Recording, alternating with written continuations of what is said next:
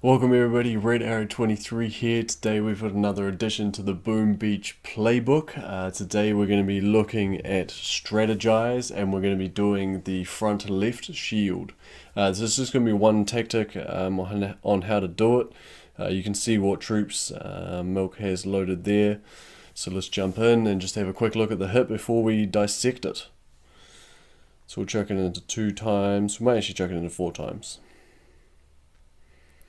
So he's got the Zookas in here, using 1 shock repeated, and he's getting rid of a bunch of machine guns, and then he's dropping some greens and getting some work done.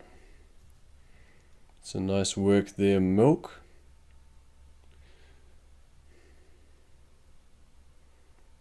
Once they're in there, not using a lot of GBE, a couple of, I think 1 grouping flare soon. And there we go. Shield's going to go down easy as that. And he's just using a spare GBE on the defenses at 6 o'clock. If he had any critters, I'm sure he would have thrown them on the mines. And then it looks like he's going for a universal remote. He's just sort of helping out the beginnings of that next hit. He's taken down the shields. And he started on the right hand side. Alright, so let's break it down a little bit. So we want to be taking out this left 2 shields. We could do a rush, but there's quite a few shocks in there to do that. That's sort of the main other tactic, and I'll be doing a video on that soon if it's not up already.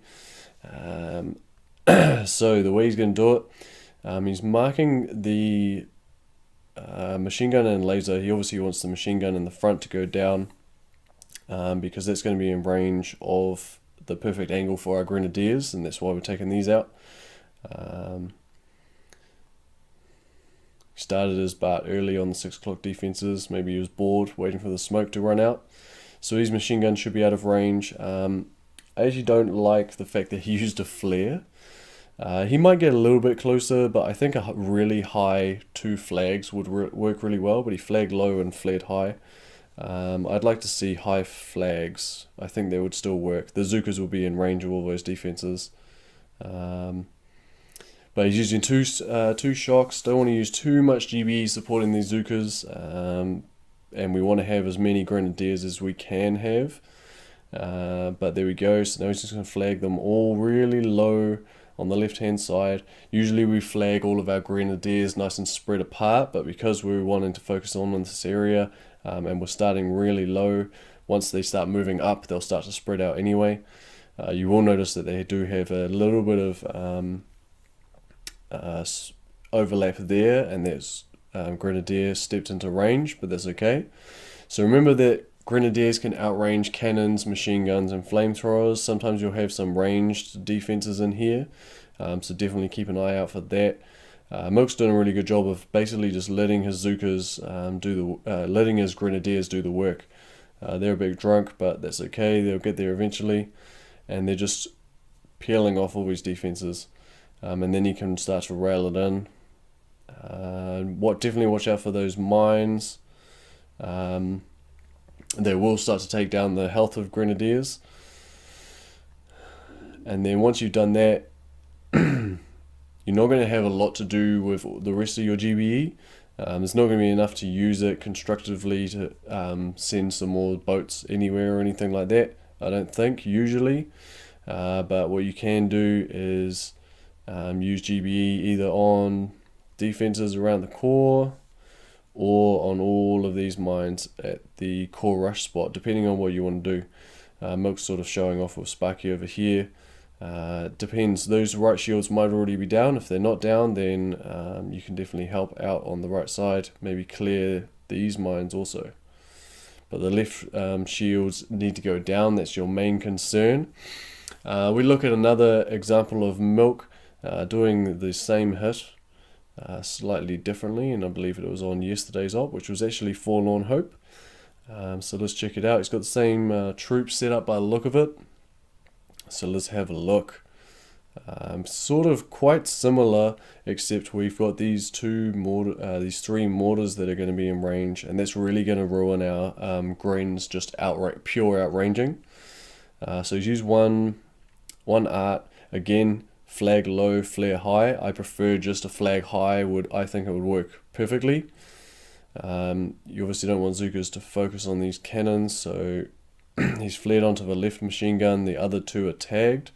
Those are going to be his three main concern, and then he can drop his Zookas in, his Grens in on the left hand side.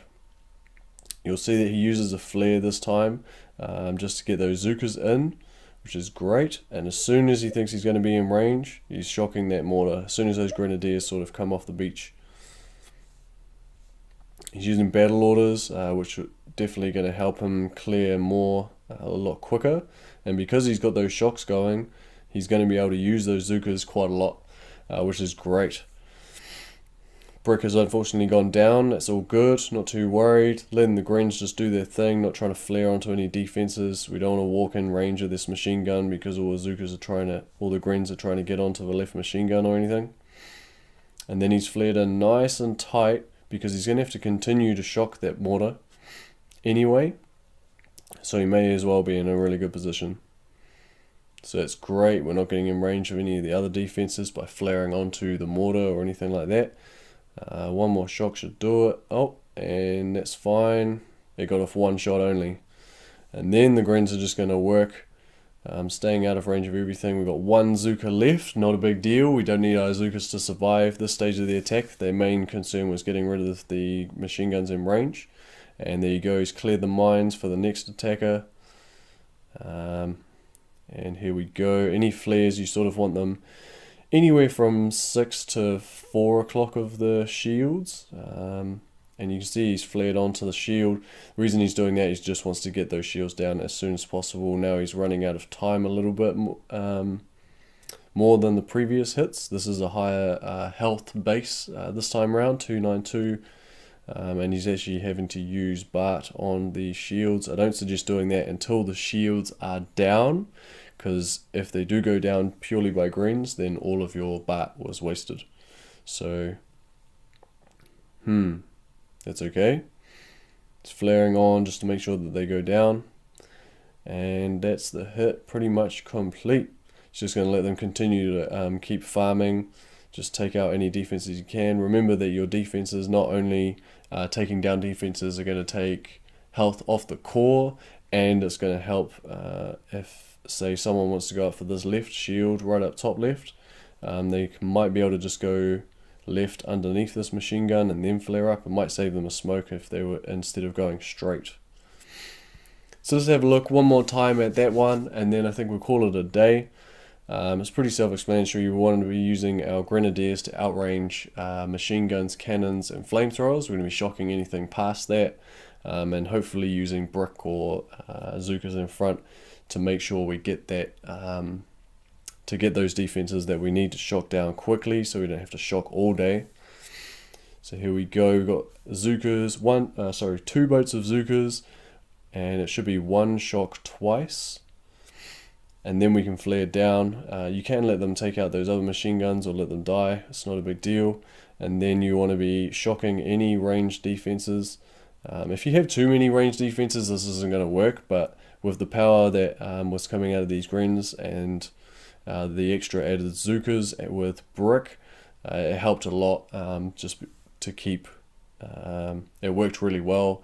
And so definitely still is a good option. So there we go.